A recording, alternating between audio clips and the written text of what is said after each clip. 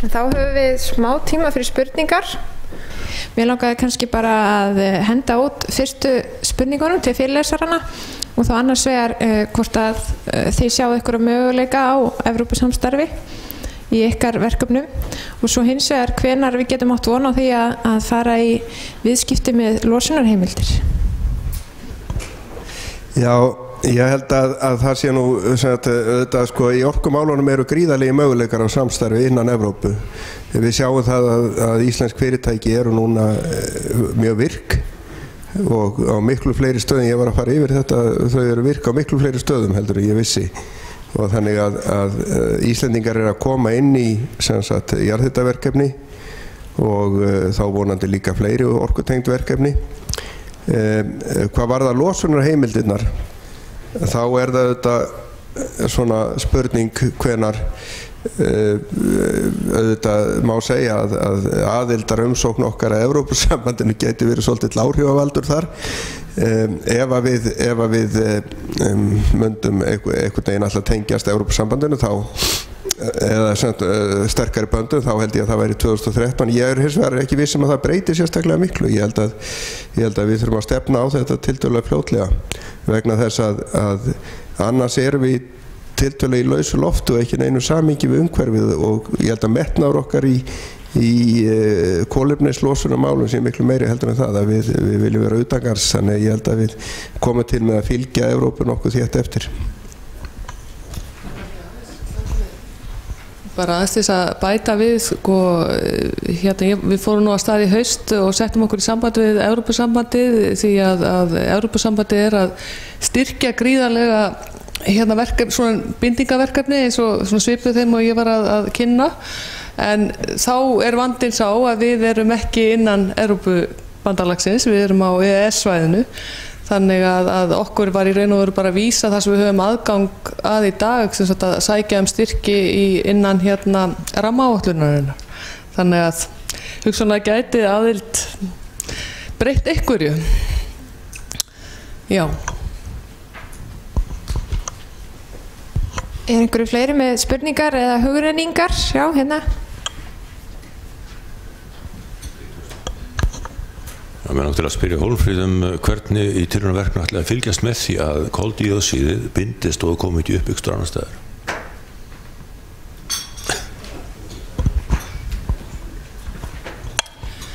Já, eins og kom fram í fyrirlesturnum þá sýndi ég þarna mynd af svæðinu og við erum með sem sagt 9 hólur, 1 niðurdælingahólu og 8 vöktunarhólur. Og það er þannig að þessi kolsýrði vökvi, hann streymir í gegnum bergið og við munum taka sýni úr þessum hólum til þess og efnagreina þau til þess að sjá hvað er að gerast. Nú einnig þá er ISOR að mæla fyrir okkur losunar koltvísýringi yfirborð, þannig að við vitum hvernig staðan er í dag og getum þá fundið út úr því að vonandi gerist nú ekkert, kemur engin koltvísýringur upp, en þá vitum við allavega hvernig staðan er í dag. Já, að endanum þá fer hann til sjávar, en það kom okkur nú reyndar og óvart í forrannsóknum sem við vorum með þarna, höfum verið með á síðustu 3 árum, að það er hægari grunnvatnsstraumur heldur en að við héldum að hann væri áður við fórum nú að kortleggja hann. Og hann er það hægur að við þurfum í raun og vera að dæla stöðugt upp úr 2 borholum sem eru næst niðurdælingahólunni. Þannig að það er frekar vandamálið að streymi sér og hægt í gegnum bergið. Það eru kostir við það líka því þá má segja það að þetta vatn tali við bergið, þannig að það verði meiri efnahvörf en sem sagt það er ekki vandamál að við missum af þessu kolsýra vatni niður til sjávar. Fleiri? Já. Það er bara orðin svo forvitin að heyra meira Carbfix. að það er einn spurning sem er dætt í hug af því að þetta er jarðhitavökvi og leysni á koldíoxíðinu alltaf er háð hitastigi vatnsins. Hversu kalt er vatnið og hversu fljótt er það hitna? Hvernig kemst koldíoxíð niður í jörðinni í raun og veru? Er orku kostnaður við að gera þetta? Sko, það lítill orkukostnaður í sjálfu Carbfix-verkefninu. Það fyrir meiri orka í raun og veru í að skilja að gösin í gasströmmnum. Þannig í þessari pilotstöð sem að við erum að reisa. En það er í raun og veru stöð sem að Orkuveitan hefði hvort sem reist út af brennisteinsvetninu. Þannig að við skiljum það svolítið frá, en það ekki mikill kostnaður sem að fer í þetta. Til að svara spurninginu hitan á vatninu, að hitin á vatninu þegar hann kemur upp úr borholunni sem við dælum svo niður á niðurdælingarsvæði 19 gráður. Það kólnar eitthvað af því að við leiðum þetta vatn 1 kílómetr. En svo hitinn þarna niður í berggrunnum 30 gráður. Viltu fylgja spurninguna eftir? Mér varst þú ekki svona, ég sá ekki neitt svona skilning. Ég náttúrulega bara að velta hér með því að ef maður kaupir sér gos eins og bara kók, þá náttúrulega leiður að heitt, hann fer það mjög hrætt út. Þetta bara spurning eðlisfræði lausninnar, og ef efnahvarfi sem þetta lýsa, steindin, gerist þetta hratt eða hægt? Og einhvern veginn hefur tilfinningu að allt sem heitir að búa til steind tekur mjög langan tíma.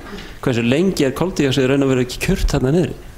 Sko, ef ég geti svarað þessu, þá þyrftum við nú sennilega ekki að brjóta mikið heilan þetta, en sko í tilraunastofum þá hefur verið sýnt fram á það að þetta tekur örfáa daga. En nú erum við að skala þetta upp og við vitum í raun og veru ekki hvað það tekur langan tíma, en hluti af doktorsverkefnunum er að svara þessum spurningum. En það er í raun og veru, við erum svona að renna blint í sjóun með það. En ég ætla ekki að fara út í eðlisfræðilega pælingar, ég ekki eðlisfræðingur sjálf, en þú getur haft samband við mig og við getum fundið aðeins sem geta svarað þessu. To be continued. Já, Davíð heiti ég Stefánsson, mér langaði að beina spurningu til orkumálastjóra, en ég vil í upphafi þakka fyrir fínan fund og ég mjög ánægður með að sjá þetta kynjahlutfall þetta. Það ekki margar ráðstefnur á sviði orkumála sem svona margar konur að tala. Ég held að það sé ástæða til að benda munu sérstaklega á það. En talandum framlag Íslands til þróunar í endurnýjanlegur orku, þá náttúrulega einn helsti hvatinn þar, það einfaldlega orkuverð. Og af því hlýt ég að spyrja orkumálastjóra hvort það sé ekki ástæða til að ýta við því að það verði fara út í að leggja hér kapal.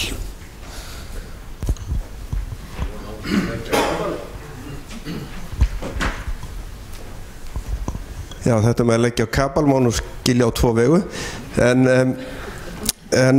hins vegar að þá held ég að það sé alveg rétt að sem sagt, verðhækkanir í Evrópu sem við höfum séð núna á rafmagni og síðan tækniþróun í kapalgerð og kannski sem maður segir að það mynda svona ákveðin framleiðslu kapasitet í kapalgerð, að það mun þrýsta á að menn fara að huga að því og fara fram á að fá að kaupa orku kapal og ég held að við mögum alveg reikna með því á næstu árum. En spurningin hins vegar sko hvort að við viljum það, við þurfum að svara því líka.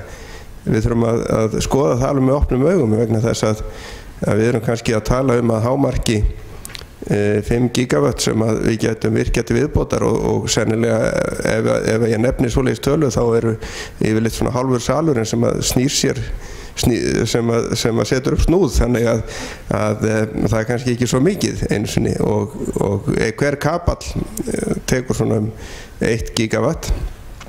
Hins vegar að þá má segja að ef við skoðum reynslu annara, til dæmis eins og Tasmaníubúa sem að lögðu kapal yfir til Ástralíu, að þeir hafa verið að selja mestmegnis afl, þeir hafa verið að selja í raun og veru aðganga sínum vatnsmiðlunum og þar getur verið stór mikil tækifæri fyrir okkur Íslendinga að nýta þær vatnsmiðlanir sem við eigum núna og erum svona meira og minna að selja baseload til stóriðju, að við getum kannski átt möguleika á því að hafa miklu meira upp úr þeim með því að vera að selja afl og þegar hámarksþörfin í Evrópu í gegnum kapal. Já, ég vildi svara vinnu mínum Davíð Stefánssyni þetta kvennarhlutfallið að á nýsköpunarmiðstöð hafa bara konur tekið yfir, hæfileika konur og forstjórinn verða óþarfur vegna mjög góðs hóps. En í alvöru tala þá vildi ég spyrja Sigurð í Georg í ljósi þeirra niðurstaðna kannana að Íslendingar eru betri í grunnrannsóknarþættinum heldur en hagnýtingarþættinum. Hugsar ekki Georg sér að fara meira og meira út í nýsköpunarþáttinn? Og númer 2, gætum við ekki með svona risaverkefni eins og Georg nota það sem plattform inn í Evrópuverkefni og hafa það verið gert?